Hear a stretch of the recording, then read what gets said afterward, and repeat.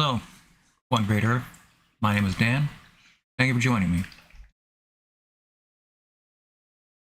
We're going to focus mostly on news coming out of Ukraine and the recent Balkans blackout.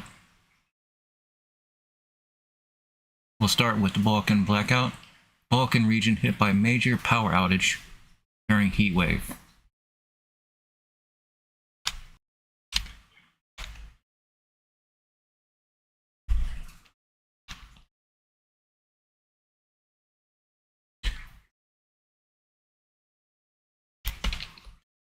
A major electricity blackout has hit Montenegro, Bosnia, Herzegovina, Albania, and most of Croatia's Adriatic coast, leaving people sweltering. I'm trying not to cough. I'm sorry. I'm trying to hold it back. It's not working too well to enunciate. Leaving people sweltering in the middle of a severe heat wave. Temperatures in Montenegro's capital, Podgorica, reached 38 degrees Celsius or 100 degrees Fahrenheit on Friday. Power distributor CEDIS said network outages cut power across most of the country. Sorry. Mute button, mute button, mute button.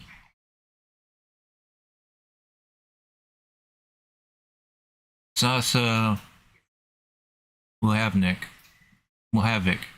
Montenegro's energy minister, told local media the electricity outage was regional in nature and linked to ongoing heat wave. There has been a sudden increase in consumption because of high temperatures. In Bosnia, there was no power in the capital, Sarajevo, and the cities of Banja Luka and Mostar. Local media reported blackouts across the country. The exact cause of the blackout is still unknown, but we presume it involves the overloading of the interconnector. Traffic ground to a halt in the Croatian coastal city of Split after traffic lights failed and state TV RT reported. Ambulance sirens rang across the city. Croatia's HEP power utility said the outage in parts of country was caused by an international disturbance that affected several countries without going into detail. The Croatian transmission system operator is conducting an analysis with the system operators of neighboring countries to determine the cause. The utility said it put its production capacities into full operation to ensure supply in the shortest possible time. Albania's top TV channel said the capital, Tirana, and a number of towns also had no electricity. Extreme heat wave the cause? Operators said they started restoring supply by mid-afternoon on Friday. Reporting from Sarajevo, Al Jazeera's Heidi Has the Music said the exact reason behind the regional blackout remains unknown. According to Croatian officials, it did not happen in Croatia, and they said it might have occurred somewhere between Greece and Albania. But that's all preliminary information. They also said it might take up to 6 months before we know the official investigation results about the incident. Croatian officials also said it might be related to extreme heat wave. Here in the Balkans, we have one of the hottest days today.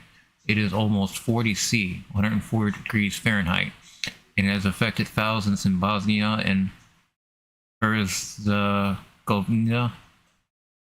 Croatia, and Albania. Albania.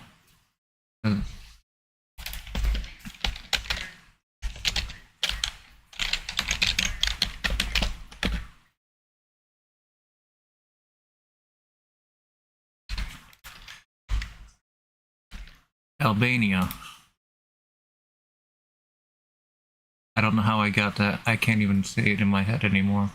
Albania. I can't say it.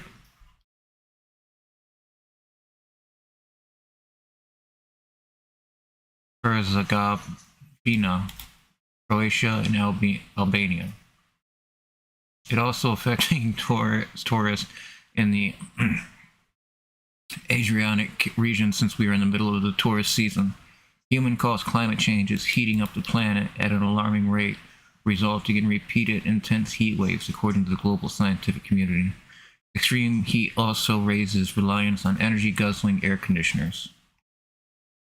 And we're going to get to a point where a lot of countries are seeing cities that are having rolling brownouts and planned blackouts due to the amazing amount of heat that's sweltering across the planet right now. In defense of people saying that, in the defense against people saying that we've had days this hot before, nobody is saying that we haven't had days this hot before. What we're saying is that we're seeing huge regions of ocean, of lakes, and of entire countries that are a third, like the United States, under an amazing heat wave. It has nothing to do with a singular city. It's a huge region. The southwest United States is having a dry heat of over 105 degrees temperature as well. South Florida is going to be faced with immense amounts of rain before they can get any heat going. And the Northeast is going to be seeing some heat.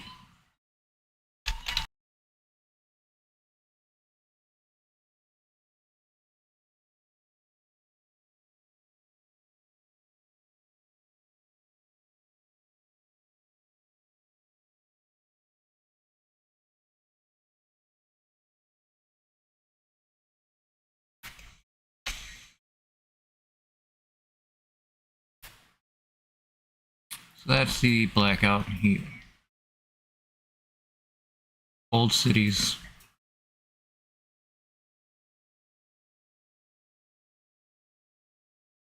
People using air conditioning.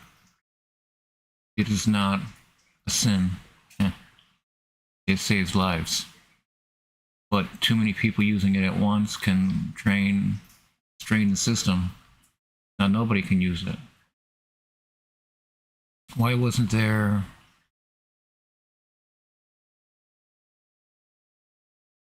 leading questions into this load onto where it's blacking out? It's very extreme, because this is not just tiny regions, this is entire countries. Are talking about major cities that are experiencing massive blackouts. So far, it doesn't look like anything they have power yet. This is just from today, earlier. Al Jazeera.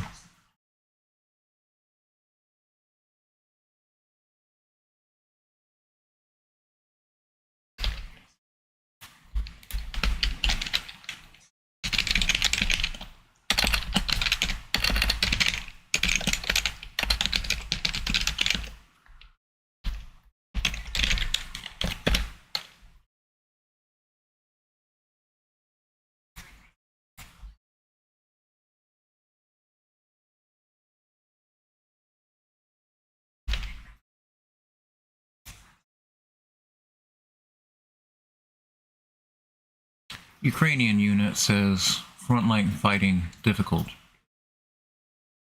Fighting around a strategic town in eastern Ukraine has become extremely difficult, according to a Ukrainian military unit redeployed to defend it. Officials from Ukraine's 24th Mechanized Brigade said they have sent to the town of Chasiv Yar as Russia continues to launch mass frontal attacks on the key settlement. Chasiv Yar sits to the west of Bakhmut and has been the focus of intense Russian attacks since February, after nearby Avdiivka fell to Russian Moscow's forces. The deployment comes as Moscow said it shot down more than 100 Ukrainian drones in parts of Russia and occupied Crimea overnight, with officials saying one person was killed in the attack.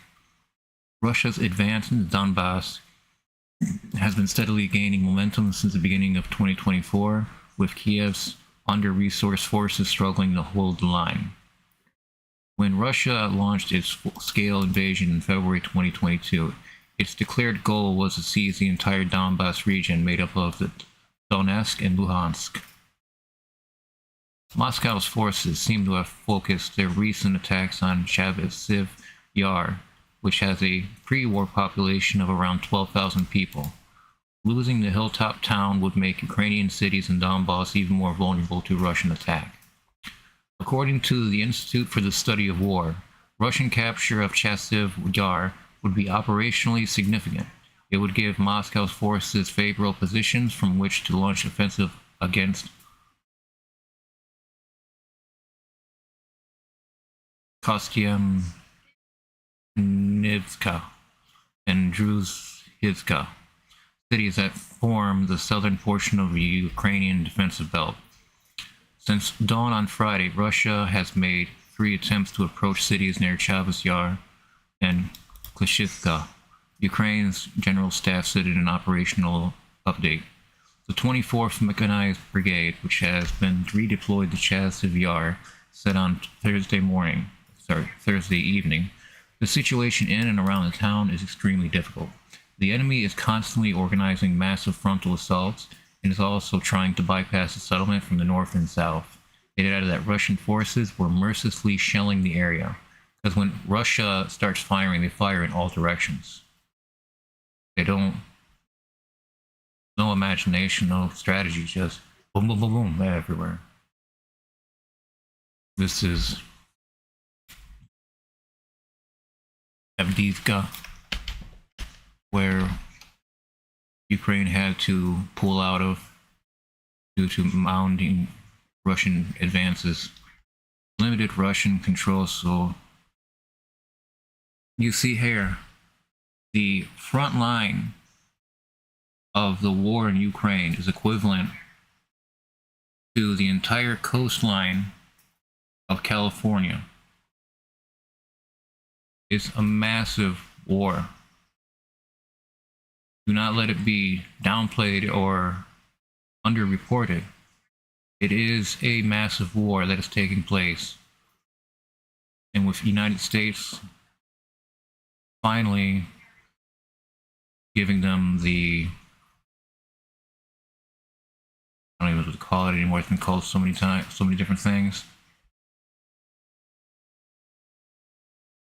I hope that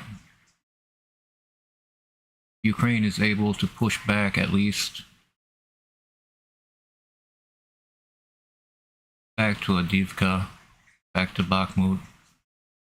It's complicated and difficult. It's a lot of manpower and a lot of distance to cover. And that's one thing Ukraine has is good manpower, but not the numbers like the Russians have. And the Russians attack from all directions. Ukraine's setbacks over the past several months have seen the U.S. forces to reevaluate its position on the use of donated weapons against Russian territory. The Pentagon granted permission to Kiev's forces to launch U.S. weapons at military targets in Russia anywhere across the border, not just in Russian territory near to Kharkiv in eastern Ukraine. The authorization was given by President Joe Biden last month, with officials at the time saying it only applied to targets near the city. The Pentagon has now said it is not limited to areas near Kharkiv. Separately, authorities in Selidov, a town further south in the Donetsk, said 2 people had been killed and 3 wounded in a Russian airstrike. The regional governor has called for people to evacuate. Meanwhile, Russia said it has shot down more than 100 Ukrainian drones and destroyed 6 unmanned boats in a wave of overnight attacks. Officials in Krasnodar, one of the most heavily targeted regions, said administrative buildings at an oil refinery in Ilsky were set alight. 2 people were injured and the fire has since been put out. 1 person was killed by falling debris in Krasnodar city, the local governor said. Ukraine's General Staff said its defense forces had successfully hit a number of oil refining facilities, and other important targets in the attack. It said drones attacked the Afitsky Ilsky, Krasnodar, and Astrakhan oil refineries, and strikes were carried out on radar stations and electronic intelligence centers in the Bryansk region and occupied Crimea. Kiev has in recent months upped its attacks on Russian territory. It has carried out multiple attacks on Russian oil refineries this year, arguing they are fair targets as they fuel Moscow's military. Russia has also hit Ukrainian power plants with drone and missile attacks, crippling the country's power generating capacity and leading to Kiev imposing rolling blackouts.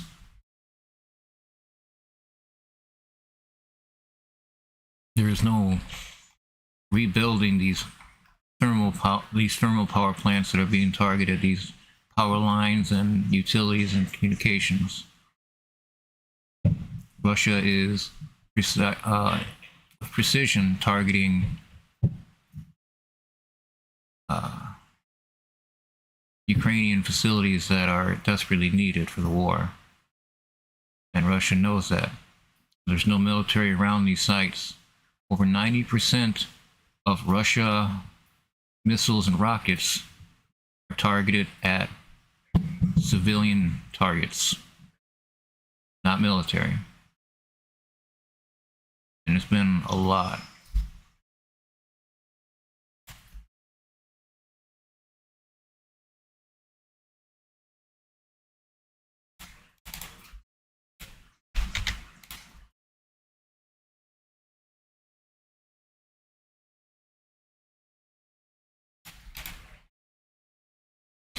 Let's go for the numbers before we get to the next article.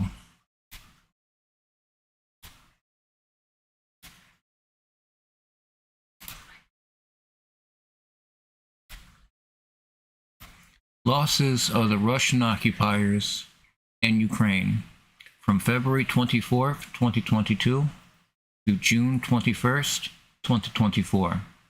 Personnel 531,980 with 1,060 from one day. Tanks 8,001. They just crossed over to 8,000 tanks lost. Armored carriers 15,372. Artillery systems 14,106. Rocket systems 1,106. Air defense system 861. Planes 359. Helicopters 326.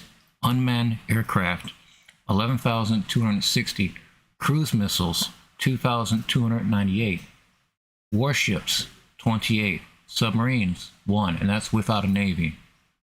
Automotive technology, that's trucks, special trucks 19,181. Special equipment 2,357.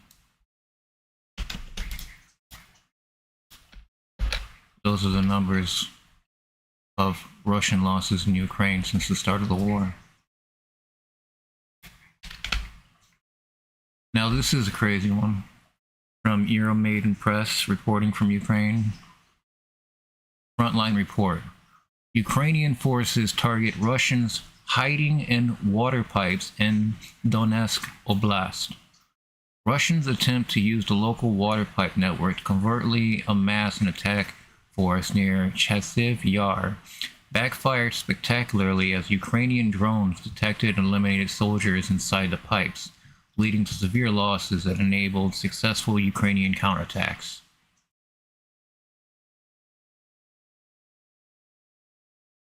Day 148, June 20th.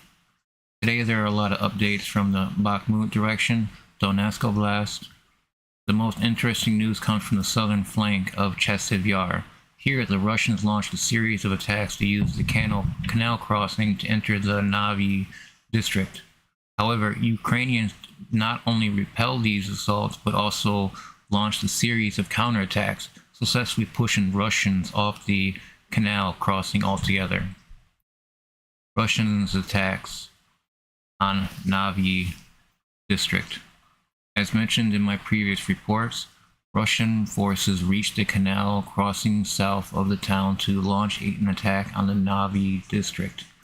However, their assault units were quickly surrounded and eliminated, leading the Russian commanders to abandon this plan. However, recent limited Russian gains in the Canal District prompted Russian commanders to attempt another attack on the Navi District. By capturing high-rise buildings in the eastern part of the Canal District, the Russians reduced Ukrainian fire control over the region. With Ukrainian fire suppressed, Russian vehicles could deploy more troops to the southern flank via roads instead of relying on foot deployment through the forest. This allowed Russian forces to move into the area more quickly and in greater numbers, and also facilitated more efficient resupply of their forces through newly established ground lines of communication. Russian command intensified assaults on the Navi district, aiming to cut off Ukrainian positions in the high-rise buildings in the western part of the Canal district.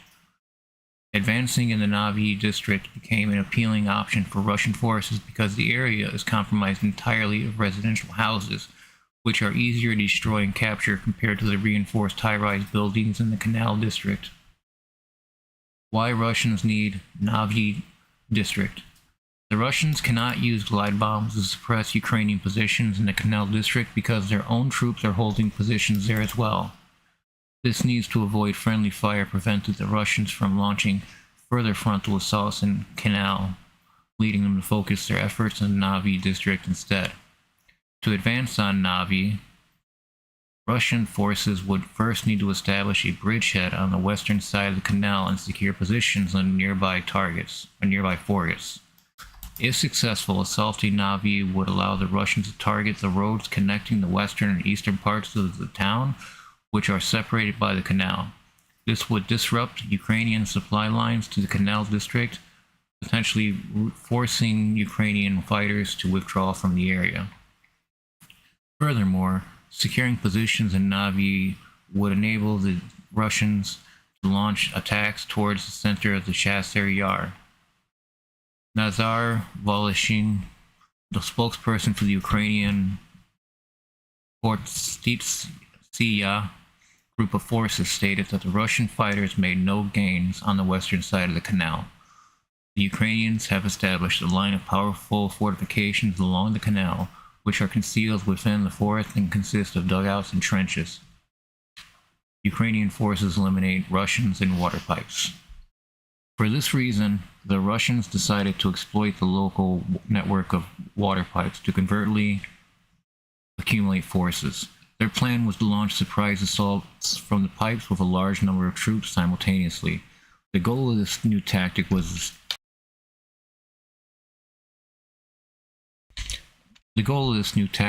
to help establish a bridgehead on the western side of the canal, enabling direct assaults in the Navi district.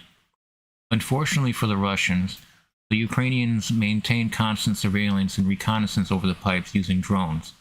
Combat footage shows the Ukrainians employing thermal cameras on drones to detect Russian troops within the pipes. They then used drone-dropping grenades to target small gaps in the pipes, effectively eliminating the Russian soldiers with precision. Additionally, the drones provided accurate coordinates for mortar operators to strike the pipes and create breaches, allowing drone operators to engage the Russians moving inside. As a network of the well-coordinated and precise operations by Ukrainian forces, the pipe network became a graveyard for Russian troops, leading to a halt in further assaults. The heavy Russian losses from these failed attempts created an opportunity for the Ukrainians to launch a counterattack. Ukrainian counterattack.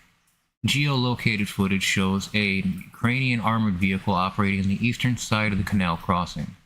Nearby, a network of trenches, abandoned by the Russians, was subsequently taken by Ukrainian infantry, who dismounted from their vehicles. This Ukrainian counterattack aimed to relieve pressure on the Canal district by establishing a supply corridor via the canal crossing, linking up with Ukrainian forces in the high rises. The footage confirms that Ukrainian security portion of the forest to the east of the canal crossing, along with the crossing itself. This success was facilitated by the significantly reduced number of Russian troops holding these positions, as many had been killed during their failed attempt to amass an attack force in the water pipes. Overall, the Ukrainian forces successfully repelled the Russian assaults on the Navy district, utilizing superior tactics and well-coordinated counterattacks.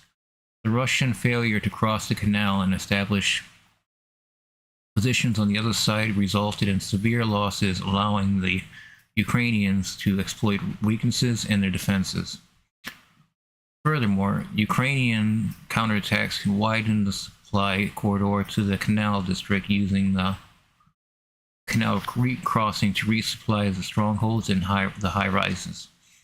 This could lead to a point where Russian assaults against the strongholds lose momentum, setting the stage for further Ukrainian counterattacks to push the Russians back to their starting positions, effectively clearing them out of the canal district. That's good news. A successful Ukrainian counterattack is always good news, and it's just strange that these Russians were found in so many numbers inside this pipe. They went all in, literally, on this pipe idea. That they were going to come up and spring forth and surprise. But they still don't understand thermal, temperature, protection. They thought they were safe in the pipes. And instead, Ukrainian surgically planted explosives in the pipes, causing mass bloodshed and chaos. The explosions would only have one way to go, and that's through the pipe. That's through the people in the pipe.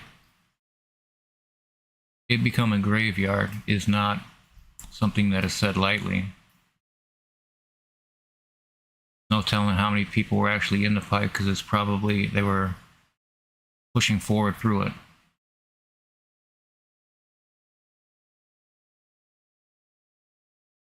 What were they? I would say what were they thinking? But they're this Russians. It's war. They had some giant idea that they were going to surprise, assault Ukrainians jumping out of pipes. All at the same time somehow.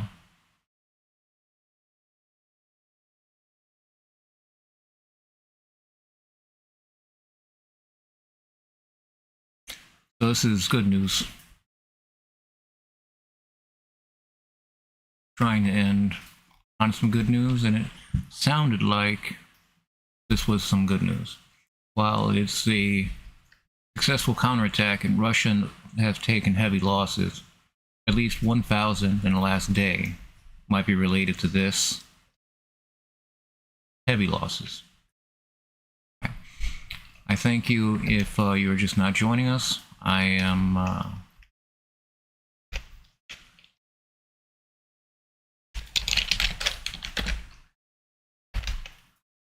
I'm on Patreon now as One Great Earth. You can find my link in the description of the channel. You can join for free. I appreciate the free membership join-ups as well. I only have one tier, and it's for $5. That's for $5 for me to be able to do what I do here and completely just rip these streams one after another. It might get more difficult, it might get more complex to be able to find material as I go through streams quickly. But today, I'm not sure if today is going to be a free stream day or not. The day is still young. It's 3 o'clock.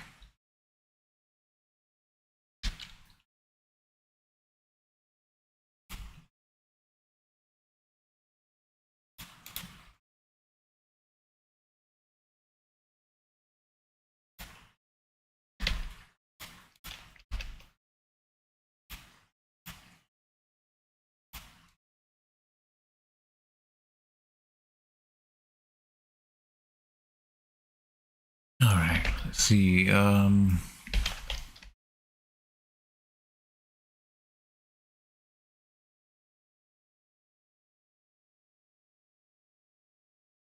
I thank you for watching.